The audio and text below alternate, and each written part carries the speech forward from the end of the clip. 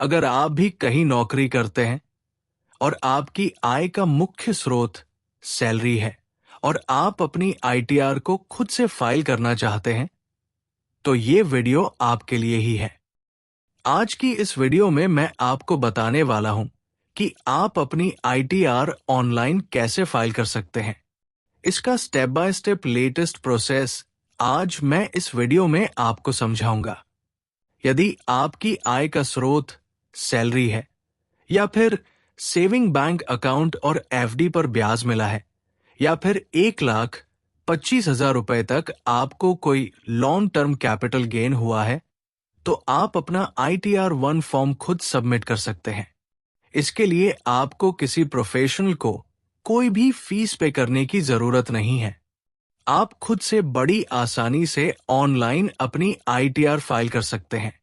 ये सब कैसे करना है, आगे इस वीडियो में आप जानने वाले हैं, तो वीडियो को अंत तक जरूर देखें। और अगर चैनल को अभी तक सब्सक्राइब नहीं किया है, तो प्लीज सब्सक्राइब कर लेना।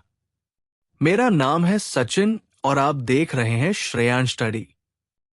स्टेप 1, लॉगिन और रजिस्ट्रेशन। सबसे पहले आपको इनकम टैक्स वेबसाइट को ओपन करना है। वेबसाइट का डायरेक्ट लिंक आपको नीचे वीडियो के डिस्क्रिप्शन में मिल जाएगा, जहां क्लिक करके आप सीधे वेबसाइट पर पहुंच सकते हैं। जैसे ही आप वेबसाइट को ओपन करते हैं, कुछ इस तरह का इंटरफेस आपके सामने होगा, जहां 2 विकल्प दिखाई देंगे। यदि आप पहली बार वेबसाइट पर अपनी आईटीआर फाइल कर रहे हैं, तो आपको पहले रजिस्टर करना होगा। इसके लिए सिंपली आपको रजिस्टर पर क्लिक करना है और अपने पैन नंबर वो ओटीपी वेरिफिकेशन की मदद से रजिस्ट्रेशन पूरा कर लेना है। अगर आप पहले से ही रजिस्टर हैं, तो सिंपली लॉगिन ऑप्शन पर क्लिक करें। क्लिक करते ही अगली स्क्रीन पर लॉगिन पेज दिखाई देगा।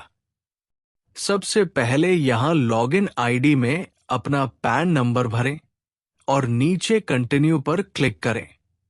इसके बाद please confirm your secure access message वाले चेक बॉक्स पर टिक करें। अपना पासवर्ड डालें और दोबारा कंटिन्यू पर क्लिक करें। क्लिक करते ही आपका इनकम टैक्स वेबसाइट पर लॉगिन कंप्लीट हो जाएगा और डैशबोर्ड दिखाई देगा। लेफ्ट हैंड साइड में आपकी प्रोफाइल डिटेल्स दिखेगी और राइट हैंड साइड में आपको file your return for the year ended on 31 March 2026 for assessment year 2026 से 27 का विकल्प मिलेगा। आईटीआर फाइल करने के लिए सिंपली यहां फाइल नाउ पर क्लिक करें। स्टेप 2, असेसमेंट ईयर और फॉर्म का चयन। अगले पेज पर आपको असेसमेंट ईयर चुनना है। यहां हम असेसमेंट ईयर 2026 से 27 चुनेंगे, क्योंकि हम फाइनेंशियल ईयर 2025 से 26 की आईटीआर फाइल कर रहे हैं। इसके बाद मोड ऑफ फाइलिंग में नीचे ऑनलाइन को सेलेक्ट करना है और कंटिन्यू पर क्लिक करना है।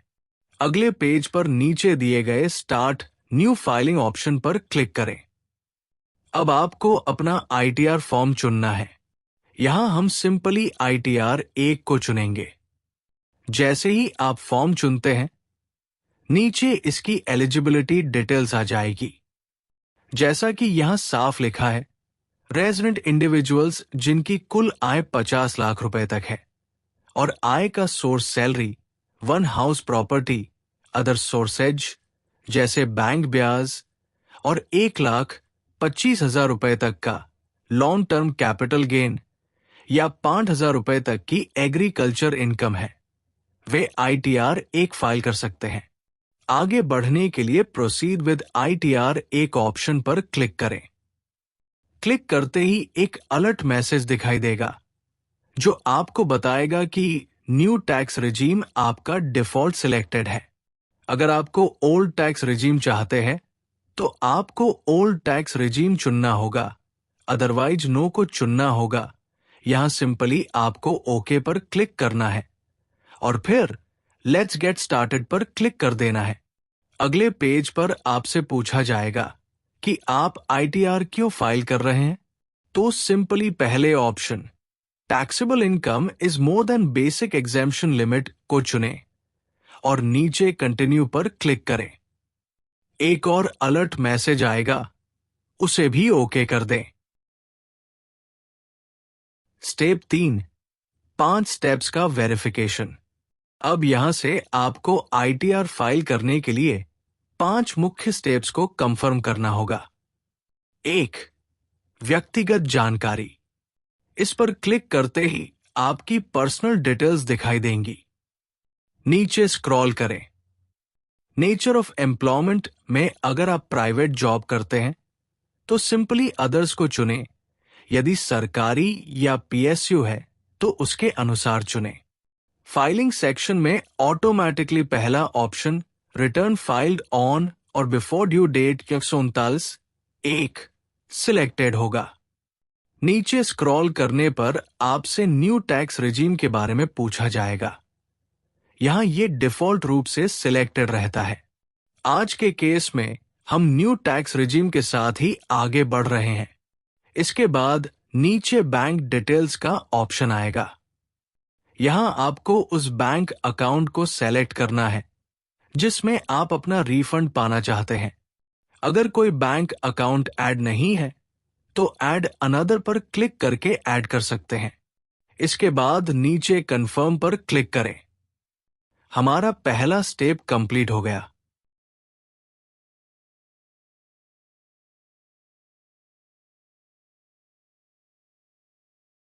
अब दूसरे स्टेप ग्रोस टोटल इनकम पर क्लिक करें। अगले पेज पर सैलरी की इनकम ऑटोमेटिकली आपके फॉर्म 16 से ले ली जाएगी।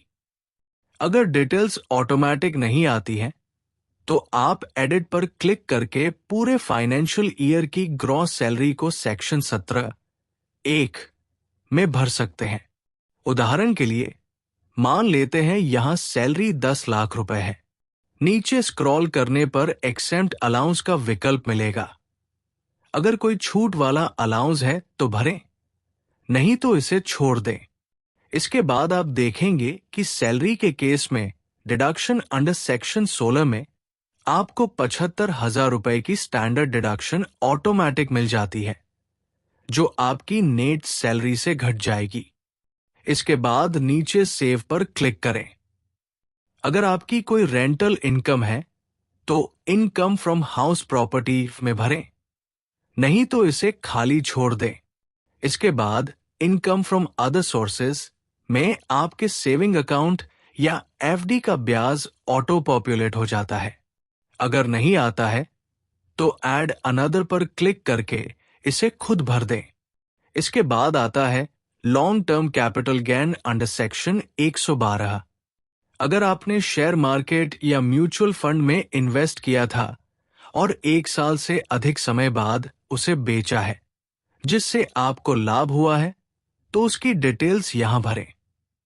सबसे पहले कुल सेल वैल्यू, उदाहरण के लिए 60,000 रुपए, और फिर कॉस्ट ऑफ एक्विजिशन यानी खरीद मूल्य, उदाहरण के लिए 48,000 रुपए भरें। आपका प्रॉफिट, जैसे यहां 12,000 रुपए, ऑटोमेटिक कैलकुलेट हो जाएगा। ध्यान रहे कि नए नियमों के अनुसार 1,25,000 रुपए तक का ऐसा प्रॉफिट पूरी तरह टैक्स फ्री है। सभी डिटेल्स चेक करने के बाद नीचे कंफर्म पर क्लिक करें। हमारा दूसरा स्टेप भी कंप्लीट हो गया। अब तीसरे स्टेप टोटल डिडक्शंस पर क्लिक करें। चूंकि हम न्यू टैक्स रिजीम के साथ जा रहे हैं, इसलिए इसमें चैप्टर 6A की सामान्य कटौतियां जैसे 80C, 80D नहीं मिलती है सिवाय 80CCD 2 यानी अग्निवीर कॉर्पस फंड, एनपीएस आदि के। इसलिए यहां डिडक्शन निल रहेगी। सीधे नीचे कंफर्म पर क्लिक करें। हमारे 3 स्टेप्स पूरे हो गए। अब चौथे स्टेप टैक्स पेड पर क्लिक करें। पिछले साल आपका जो भी टीडीएस कटा होगा, उसकी पूरी डिटेल यहां ऑटोमेटिकली दिख जाएगी। जैसे हमारे केस में 11,417 रुपए दिख रहा है। इसे वेरीफाई करके नीचे कंफर्म पर क्लिक कर दें। ये स्टेप भी कंप्लीट हो गया। Total tax liability. अब आखिरी स्टेप टोटल टैक्स लायबिलिटी पर क्लिक करें। यहां आपके टैक्स की पूरी कैलकुलेशन आपके सामने आ जाएगी। न्यू टैक्स रिजीम के टैक्स स्लैब के अनुसार आपकी कुल टैक्सेबल इनकम पर जो भी टैक्स बनता है वो यहां दिखाई देगा।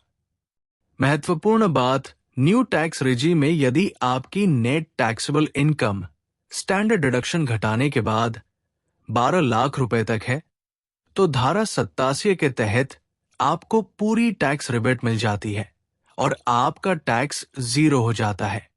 लेकिन अगर आपकी आय इससे अधिक है तो स्लैब के अनुसार टैक्स कैलकुलेट होगा। अपनी पूरी कैलकुलेशन चेक करने के बाद नीचे कंफर्म पर क्लिक करें। पांचों स्टेप्स अब कंप्लीट हो चुके हैं। स्टेप 4, प्रीव्यू और वेरिफिकेशन। अब नीचे दिए गए प्रोसीड ऑप्शन पर क्लिक करें। अगर आपका कोई रिफंड बन रहा होगा तो स्क्रीन पर मैसेज आ जाएगा, जैसे you are eligible for a refund of 11,420 रुपए। नीचे एक बार फिर अपनी पूरी समरी को रीचेक कर लें और आगे बढ़ने के लिए प्रीव्यू रिटर्न पर क्लिक करें। अगले पेज पर डिक्लेरेशन के चेक बॉक्स पर टिक करें। अपने शहर का नाम, प्लेस भरें और प्रोसीड टू प्रीव्यू पर क्लिक करें। आपके सामने पूरी आईटीआर का फॉर्म खुलकर आ जाएगा। सब कुछ सही होने पर नीचे स्क्रॉल करके प्रोसीड टू वैलिडेशन पर क्लिक करें। स्क्रीन पर वैलिडेशन सक्सेसफुल का मैसेज आ जाएगा, जिसका मतलब है कि आपकी आईटीआर में कोई एरर नहीं है। अब आखिरी स्टेप के लिए प्रोसीड टू वेरिफिकेशन पर क्लिक करें। यहां आपको ई-वेरिफिकेशन के कुछ ऑप्शन मिलेंगे। सबसे आसान तरीका है वेरीफाई यूजिंग आधार ओटीपी। इस पहले ऑप्शन को चुनें।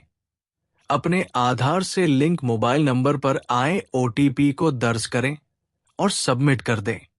सबमिट करते ही आपकी आईटीआर सक्सेसफुली फाइल और ई-वेरीफाई हो जाएगी। तो दोस्तों, इस तरीके से आप घर बैठे बिल्कुल फ्री में अपनी ऑनलाइन आईटीआर फाइल कर सकते हैं। वीडियो अगर पसंद आई हो तो प्लीज इसे लाइक कर देना और अपने नौकरी पेशा दोस्तों के साथ शेयर करना मत भूलना, ताकि वे भी अपनी आईटीआर खुद फाइल कर सकें।